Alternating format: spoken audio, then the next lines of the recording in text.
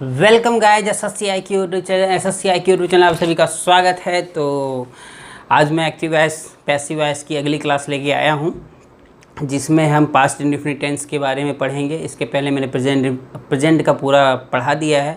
Present indefinite tense, present continuous tense, present perfect tense. Present perfect continuous tense का तो होता ही नहीं है पैसिव। तो अभी हम पास्ट इंडेफिनिट टेंस में इंटर कर रहे हैं। आज मैं उसके बारे में आपको डिटेल में बताऊंगा और कुछ एक्सेप्शन से भी बताऊंगा जहां पर बाई का यूज़ हम नहीं करते हैं, वो भी बताऊंगा। तो वीडियो में लास्ट तक बने रहें, पूरा वीडियो देखें और शेयर भी करें, लाइक भी करें। नए लोग सब्सक्राइब कर लें, बेल आइकन बटन को दबा लें। डेली क्लासेस मिलती रहेंगी, पूरा इंग्लिश ख़त्म करेंगे हम, ठीक है। जो भी है मॉडल ऑक्सिलरी, डायरेक्ट इनडायरेक्ट, मतलब जो भी ग्रामर में, इंग्लिश ग्रामर में है, वो सारा का सारा मैं आपको प्रोवाइड करा दूंगा धीरे धीरे, लेकिन टाइम लगेगा, ठीक है। तो चलिए स्टार्ट करते हैं। पास्ट इंडेफिनिट टेंस का एग्जाम्पल क्या होता है? आप इसमें क्या है, काम को पास्ट में मतलब भूतकाल में होना पाया जाता है। जैसे राम मुझे जानता था, ठीक है। राम मुझे जानता था, इसका अगर हम ट्रांसलेशन करें तो राम न्यू मी, ये हो गया। तो राम न्यू मी, ठीक है। तो इसमें देखिए ये सब्जेक्ट है, न्यू वर्ब की सेकंड फॉर्म है, वर्ब सेकंड फॉर्म, और मी क्या हो गया, ऑब्जेक्ट है, ठीक है। तो ये जो हमारे जितने हमने टेंसेस पढ़े हैं ना, वो सारे एक्टिव वॉइस थे। सिर्फ आपको पैसिव वॉइस ही इसमें हम बताते हैं। जितना मैंने टेंस में बताया, जितना भी एग्जांपल दिया, जो भी सारा चीज़ दिया, वो सब क्या था, एक्टिव वॉइस था। अभी जो हम इसमें स्पेशल जब इसकी क्लासेस चलती हैं एक्टिव एंड पैसिव वॉइस की, तो हम स्टडी करते हैं ओनली पैसिव वॉइस के रूल्स की। तो पैसिव का रूल्स ये है कि भाई ऑब्जेक्ट को हम पहले लिखते हैं जनरली, और सब्जेक्ट लास्ट में हो जाता है। तो इसके अगर हम इसका हम पैसिव बनाएं तो यहाँ देखिए मी का हो जाएगा आई, मी का जो सब्जेक्ट है वो आई हो जाएगा। तो ऑब्जेक्ट का सब्जेक्ट आई होगा। इसके लिए मैंने बताया था आपको ऑलरेडी किसका क्या होता है। आई का मी होता है, यू का यू होता है, ही का हिज होता है, सी का हर होता है, तो हर का ही हो जाएगा। मतलब वो आपको मैंने ऑलरेडी बता दिया है। तो यहाँ पे मी का आई हो जाएगा। उसके बाद मैंने बताया था हमेशा वर्ब की थर्ड फॉर्म यूज करते हैं विथ ऑक्सिलरी वर्ब। अब पैसिव के लिए पास्ट इंडेफिनिट टेंस में हम वाज और वेयर का यूज करते हैं। कौन सा? वाज और वेयर का यूज करते हैं, ठीक है, पास्ट इंडेफिनिट टेंस में।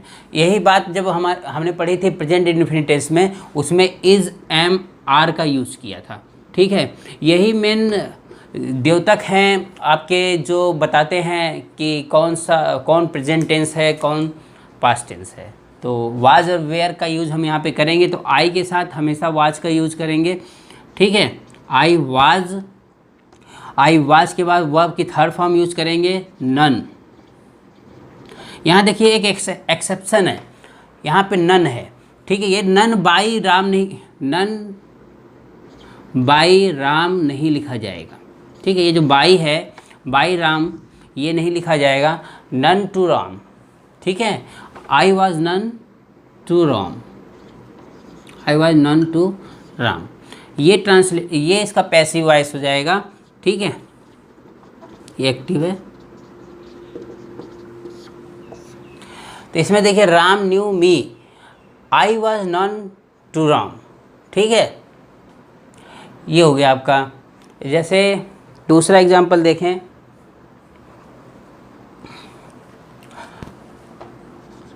राज कंप्लीटेड द वर्क, ठीक है। राज कंप्लीटेड द वर्क, तो ये जो वर्क है ये आपका सब्जेक्ट बन जाएगा। The work was completed by Raj, ये आपका पैसिव वॉइस हो गया। ये एक्टिव था, ये पैसिव हो गया।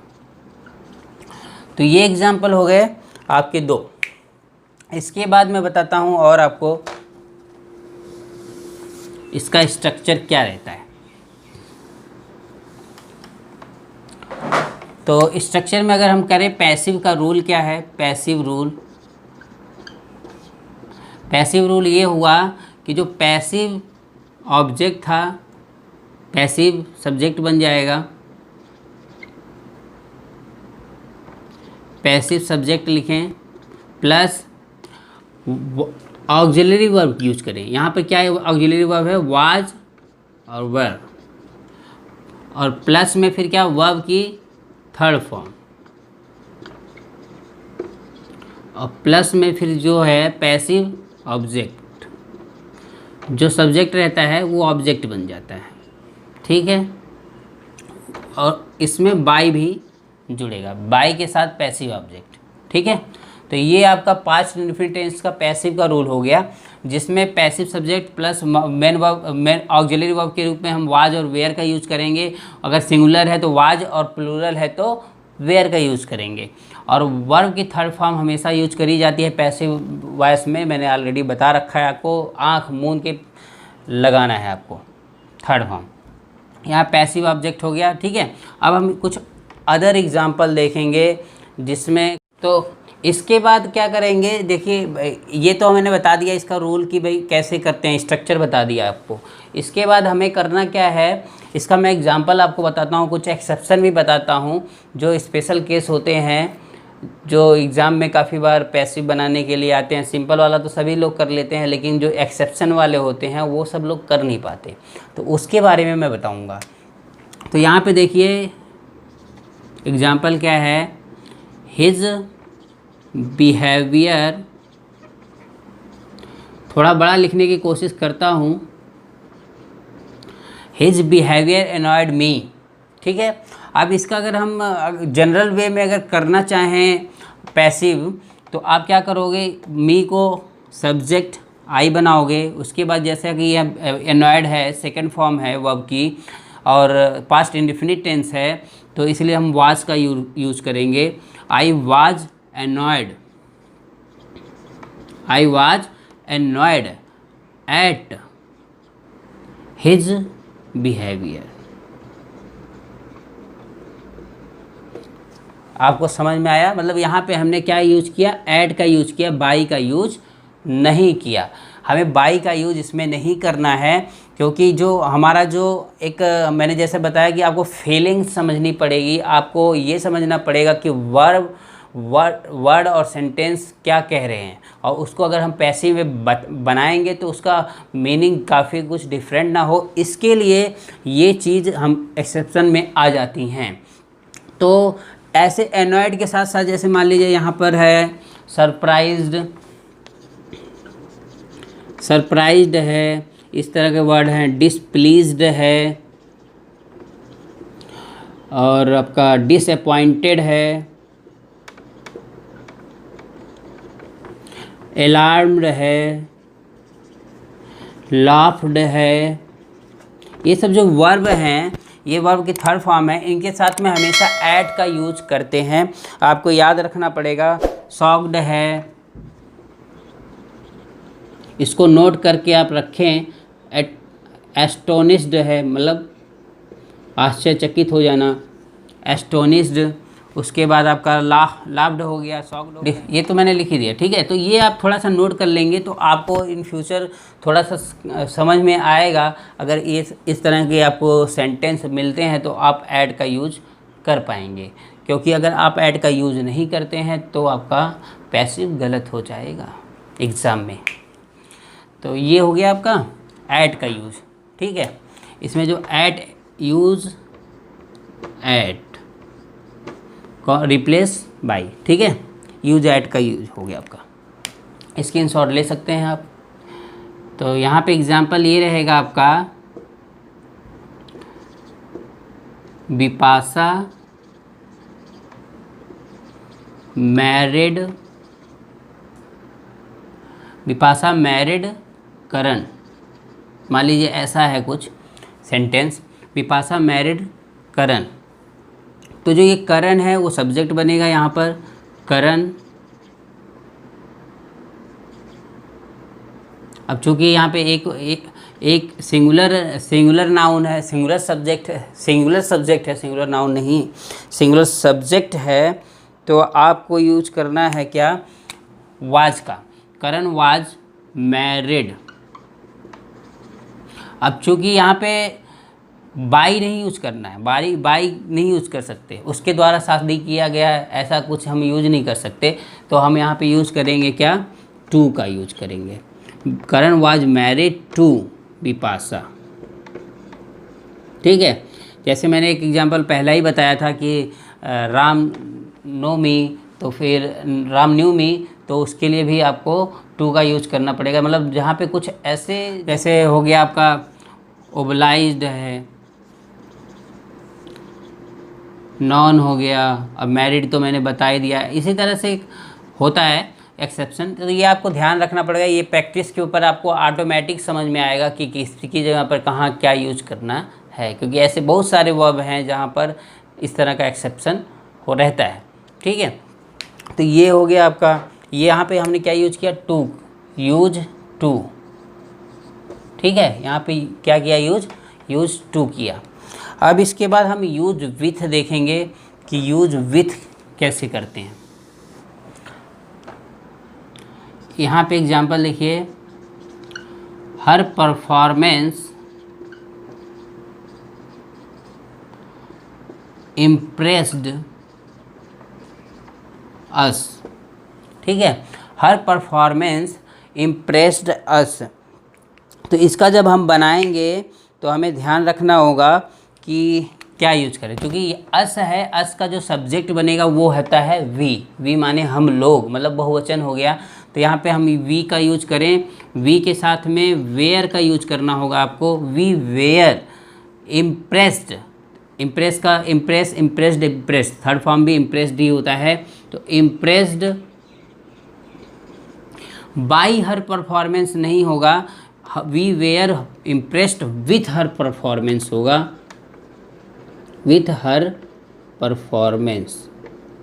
ठीक है, ये आपको ध्यान रखना है कि कहीं कहाँ पे यूज करना है हमको विथ। तो यहाँ पे यूज क्या है, यूज विथ, मतलब बाई को हम यहाँ पे रिप्लेस कर रहे हैं। ये सब एक्सेप्शन है जो आपको याद रखने पड़ेंगे, और मैं होमवर्क में भी इस तरह के कुछ दूंगा सेंटेंस। तो प्लान्ड, जैसे यहाँ पे प्लान्ड आ गया, डिसगस्टेड आ गया, और कुछ वर्ड हैं, जैसे इम्प्रेस्ड था, चार्म्ड हो गया, चार्म्ड। ठीक है, तो इस तरह के वर्ब जो आएंगे वहाँ पर आपको विथ का यूज करना है। ठीक है, जैसे मैं कहीं हम यूज करते हैं वैन का यूज करते हैं, एक्सेप्शन है ये सारे। ठीक है, तो जब हम वैन का कहाँ यूज कर सकते हैं, जैसे हनी टेस्ट स्वीट, ये प्रेजेंट इंडेफिनिट टेंस का है, लेकिन इसका जो ट्रांसलेशन है वो कैसे करेंगे वो देखिए आप। यहाँ पे सब्जेक्ट क्या बना सकते हैं, स्वीट बनाएंगे, स्वीट बना सकते हैं आप, स्वीट नहीं बना सकते।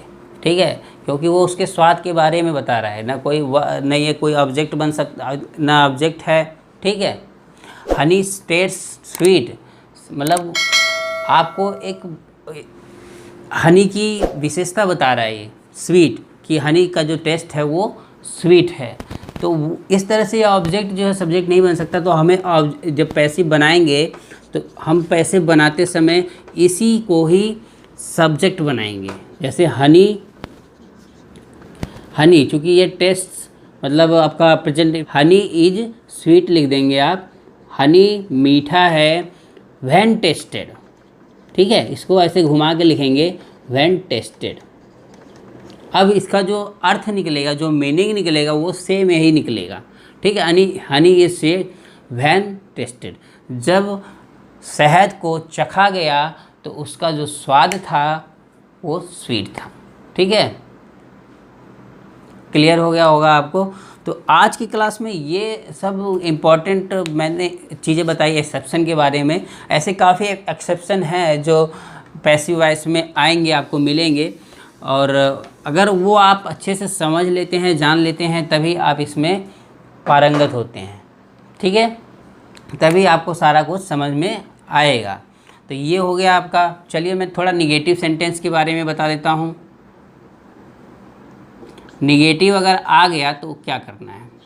निगेटिव सेंटेंस, तो निगेटिव जब आएगा, जैसा कि उसमें हम पास्ट इंडिफिनिट टेंस में नॉट का यूज करते थे, तो उसी तरह सेम यहाँ पे भी यूज करेंगे। जैसे नॉट प्ले फुटबॉल। अब इसका जब हम बनाएंगे पैसिव, तो कैसे बनाएंगे। फुटबॉल वाज नॉट, कुछ करना नहीं है आपको, वाज का यूज करना है, फिर नॉट का यूज करना है। जैसे इसमें हम कर रहे थे वाज वेयर का यूज कर रहे थे, वैसे ही सेम करना है, बस नॉट की एंट्री हो जाएगी। Football was not played, verb की थर्ड फॉर्म हमेशा यूज करना है। Football was not played by Ram हो जाएगा आपका। ठीक है, ये हो गया ना निगेटिव सेंटेंस के लिए। इंट्रोगेटिव सेंटेंस का भी सेम इसी तरह से रूल है, उसमें जैसे मैंने बताया था टेंसेस में, उसी तरह इसमें भी आ जाएगा। चलिए मैं इंट्रोगेटिव सेंटेंस का एक एग्जांपल बताता हूँ, काफ़ी इंपॉर्टेंट एग्जांपल बताता हूँ। इंट्रोगेटिव सेंटेंस का बताता हूँ मैं स्पेशल केस आपको। जैसे मान लीजिए एग्जाम्पल है, हु टॉट यू। ये पास्ट इंडेफिनिट टेंस है कि यहाँ पे टॉट यूज किया गया है और कोई other verb auxiliary verb use नहीं किया गया है, तो यहाँ पे हु सब्जेक्ट के रूप में काम कर रहा है। इसका हमें पैसिव बनाना है। क्या बनाना है, पैसिव। तो इसमें बहुत ध्यान रखना होगा आपको पैसिव बनाते समय कि हम किस तरह से इसका पैसिव करेंगे। आप सोच रहे होंगे हो जाएगा क्या भाई, यू वाज स्टार्ट बाई हुम, ऐसा कुछ नहीं है। आप यहाँ पर बाई हुम को पहले यूज करेंगे, क्योंकि इंट्रोगेटिव सेंटेंस है, तो बाई हुम एज ए सब्जेक्ट यहाँ पे आ जाएगा। बाई हुम वाज यू टॉट, मतलब जो बाई हुम है वो सबसे पहले यूज करेंगे, उसके बाद आपको ऐसे लिखना है। इस तरह से आपको इसको ट्रांसलेट करना होता है, सॉरी पैसिव का बनाना होता है। अब इसी तरह हु रोट महाभारत,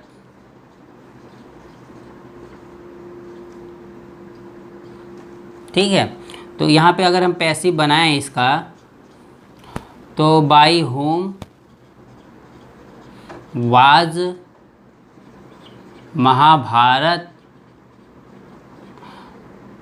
रिटेन, ठीक है। ये इस तरह से इसका आपका पैसिव वॉइस हो जाएगा। By whom Mahabharata was, by whom was Mahabharata written. तो आई होप मेरे को आपको क्लियर हो गया होगा सारे, इसमें जो भी मैंने स्पेशल केसेस थे बता दिए हैं। और आप लोगों के लिए थोड़ा सा मैं होमवर्क भी दे देता हूँ, जिससे आपको आपकी नॉलेज और आपकी पकड़, जो आपने क्लास में कंसंट्रेशन दिखाई है, उसका पता चल जाएगा कि आपने कितना पढ़ा है।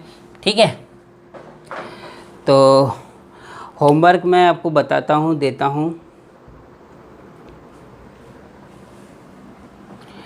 पहला है ही शॉक्ड मी, ठीक है, एक सेंटेंस ये हो गया। 2 रवि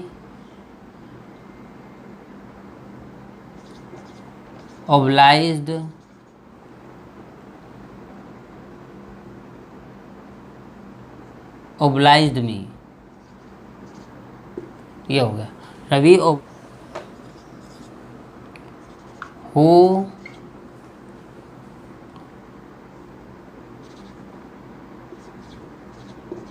स्पोक इंग्लिश, ठीक है, ये हो गया आपका। और आपको एक और बताता हूँ, द प्राइम मिनिस्टर न्यू